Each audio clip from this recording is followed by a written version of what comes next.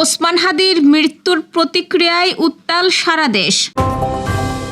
শনিবার রাষ্ট্রীয় শোক, আজ সন্ধ্যায় দেশে আসবে হাদির মরদেহ। শাহবাগে এনসিপির কর্মসূচি স্থগিত, বাংলা মোটরে বিক্ষোভ মিছিলের ঘোষণা। মিত্রদের জন্য 15 আসন ছাড়তে পারে বিএনপি, আজকাল চূড়ান্ত সিদ্ধান্ত। বৃষ্টি বাগড়ায় বাংলাদেশ পাকিস্তান সেমিফাইনাল। ইউক্রেনকে যৌথ ঋণ দিতে সম্মত ইইউ, জব্দ রুশ সম্পদের ব্যবহার এখনই নয়। দর্শক, শুনছিলেন দিনের খবরের প্রধান শিরোনাম, এবার বিস্তারিত। তার আগে আমাদের ইউটিউব চ্যানেল সাবস্ক্রাইব করুন এবং সব খবর পেতে ফেসবুক পেজ ফলো করে রাখার পাশাপাশি ওয়েবসাইট ভিজিট করুন। ইনকিলাব মঞ্চের মুখপাত্র শরীফ ওসমান বিন হাদির মৃত্যুর তাৎক্ষণিক প্রতিক্রিয়ায় বৃহস্পতিবার রাত 10টার পর উত্তাল হয়ে ওঠে সারা দেশ। রাজধানী ঢাকাসহ সারা দেশের বিভিন্ন স্থানে অবরোধ করে বিক্ষোভ প্রদর্শন করেছে তার সমর্থকরা।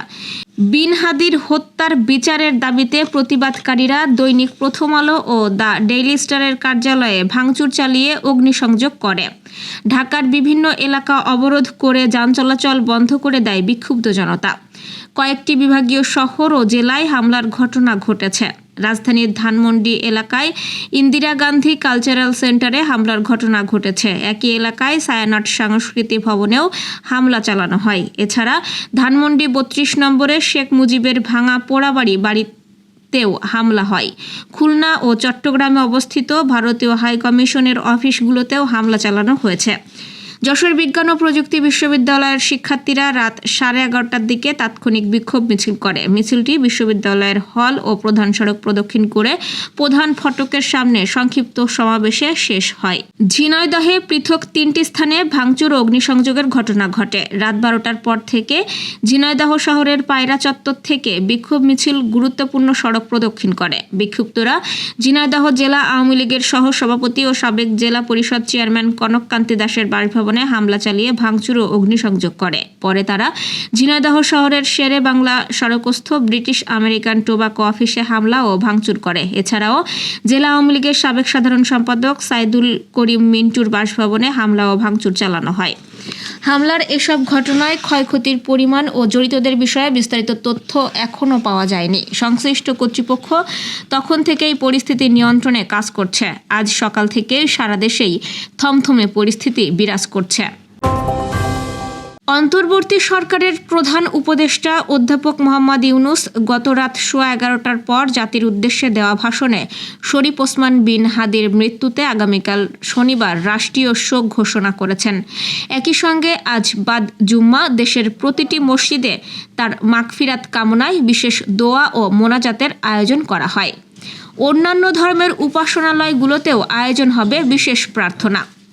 শরীফ ওসমান হাদির স্ত্রী ও একমাত্র সন্তানের দায়িত্ব সরকার গ্রহণ করবে বলে ভাষণে উল্লেখ করেন প্রধান উপদেষ্টা।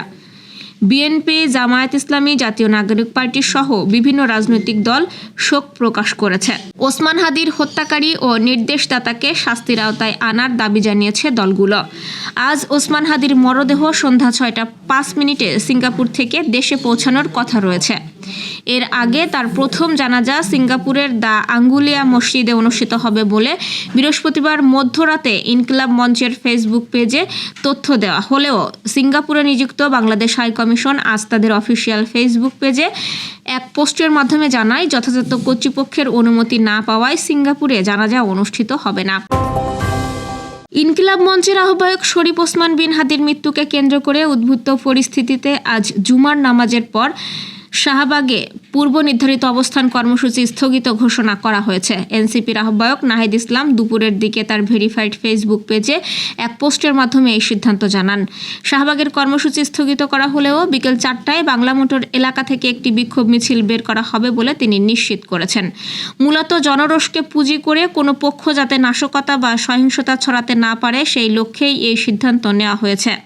নাহিদ ইসলাম তার বার্তায় আন্দোলনকারী এবং সাধারণ জনগণকে জুম্মার নামাজের পর যে কোনো কর্মসূচিতে অংশগ্রহণের ক্ষেত্রে সর্বোচ্চ সতর্কতা অবলম্বন করার আহ্বান জানিয়েছেন। তিনি উল্লেখ করেছেন, গতকালের ঘটনার মতো আজও দেশের বিভিন্ন স্থানে ভাঙচুর ও নাশকতামূলক কর্মকাণ্ড চালানোর পরিকল্পনা রয়েছে জুলাই গণঅভ্যুত্থান বিরোধী শক্তিগুলোর।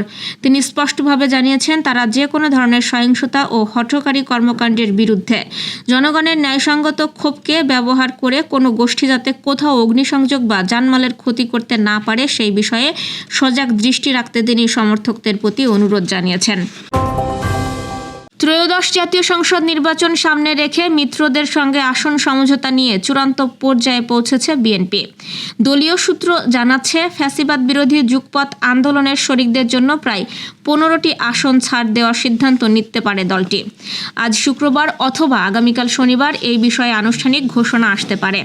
এর মধ্যে গুলশানে বিএনপি চেয়ারপারসনের রাজনৈতিক কার্যালয়ে শরিক দলগুলোর সঙ্গে ধারাবাহিক বৈঠক চলছে। কয়েকটি আসনে বিএনপি ঘোষিত প্রার্থী পরিবর্তনেরও ইঙ্গিত মিলেছে। গণতন্ত্র মঞ্চের শীর্ষ 3 নেতা সহ কয়েকজন গুরুত্বপূর্ণ শরিক নেতা বিএনপির সমর্থন পেতে পারেন বলে জানা গেছে। 2018 সালের নির্বাচনে যেখানে বিএনপি 59টি আসন ছাড় দিয়েছিল, পরবর্তীতে রাজনৈতিক বাস্তবতায় এবার সেই সংখ্যা কমছে। সব মিলিয়ে আসন সমঝোতা নিয়ে শরিকদের ক্ষোভ প্রশমনে বিএনপি সক্রিয় আলোচনার মাধ্যমে সমাধানের পথে এগোচ্ছে। যুব এশিয়া কাপের ফাইনাল সামনে রেখে আজ অনুষ্ঠিত হওয়ার কথা 2টি সেমিফাইনাল ম্যাচ।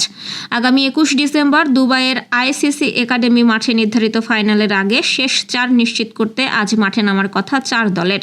দুবাইয়ের আইসিসি একাডেমি মাঠে এক সেমিফাইনালে মুখোমুখি ভারত ও শ্রীলঙ্কা, অন্যদিকে একই শহরে দ্য সেভেন্স স্টেডিয়ামে বাংলাদেশের প্রতিপক্ষ পাকিস্তান। তবে প্রতিকূল আবহাওয়ার কারণে 2টি ম্যাচই নির্ধারিত সময়ে শুরু করা যায়নি। বৃষ্টির কারণে খেলা শুরুর অপেক্ষায় থাকতে হয় দলগুলোকে। এদিকে বৃষ্টির কারণে সময় নষ্ট হওয়ায় ম্যাচের ওভার সংখ্যা কমিয়ে আনার সম্ভাবনাও রয়েছে। আইসিসির নিয়ম অনুযায়ী একদিনের ম্যাচের ফল পেতে হলে 2 দলের ইনিংসেই ন্যূনতম 20 ওভার করে খেলতে হয়। সেই হিসেবে পরিস্থিতি অনুযায়ী কার্টেল ওভারে ম্যাচ আয়োজনের সিদ্ধান্ত নিতে পারেন ম্যাচ কর্মকর্তারা। আবহাওয়া ও মাঠের অবস্থার দিকে তাকিয়ে এখন সবার নজর ম্যাচ শুরুর ঘোষণার দিকে। রাশিয়ার বিরুদ্ধে যুদ্ধে ইউক্রেনকে আগামী 2 বছর সহায়তা দিতে যৌথভাবে ঋণ দেওয়ার সিদ্ধান্ত নিয়েছেন ইউরোপীয় ইউনিয়নের নেতারা। সেই সঙ্গে রাশিয়ার জব্দ করা রাষ্ট্রীয় সম্পদ ব্যবহার করে কিভকে অর্থ দেওয়ার বিতর্কিত পরিকল্পনা আপাতত স্থগিত করা হয়েছে। ব্রাসেলসে দীর্ঘ আলোচনার পর শুক্রবার সকালে ইইউ সামিটের চেয়ারম্যান আন্তোনিও কস্তা সংবাদ সম্মেলনে এই তথ্য জানান। তিনি বলেন, আজ আমরা ইউক্রেনকে 9,000 কোটি ইউরো দেওয়ার সিদ্ধান্ত অনুমোদন করেছি। জরুরি ভিত্তিতে ইউরোপীয় ইউনিয়নের বাজেট থেকে এই ঋণের যোগান দেওয়া হবে। একই সঙ্গে নেতারা রাশিয়ার জব্দ সম্পদ দিয়ে তথাকথিত রিপারেশনস লোন নিয়ে কাজ চালিয়ে যাওয়ার ম্যান্ডেট ইউরোপীয় কমিশনকে দিলেও তা এখনও কার্যকর হয়নি। বেলজিয়ামের আপত্তির কারণে এই পথ আপাতত বন্ধ থাকছে, কারণ রাশিয়ার জব্দ সম্পদের সিংহভাগই রয়েছে বেলজিয়ামে। দর্শক, এই ছিল দুপুরের আয়োজন। রাতের খবর দেখার আমন্ত্রণ রইল। সেই সঙ্গে এতক্ষণ সাথে থাকার জন্য ধন্যবাদ।